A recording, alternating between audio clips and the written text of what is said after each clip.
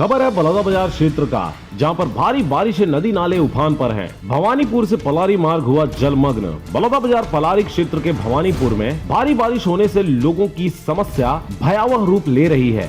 जनजीवन जहां एक ओर अस्त व्यस्त है, वहीं दूसरी ओर घरों में घुस रहा पानी, स्कूल व रास्ते भी हुए जलमग्न। इस क्षेत्र में जलमग्न हुए क्षेत्र सहडा भवानीपुर से पलारी जाने वाला सड़क जल भराव की वजह से पूरी तरह से पानी पानी दिखाई दे रही है। सभी मुख्य मार्ग नदी नालों में तब्दील हो गए हैं। आसपास के गाँवों में भी 2 दिनों से बारिश के कारण जल भराव हो चुका है। बारिश से गौठान का हुआ बेहाल। लगातार जलमग्न रहने से गायों की हो रही है मृत्यु।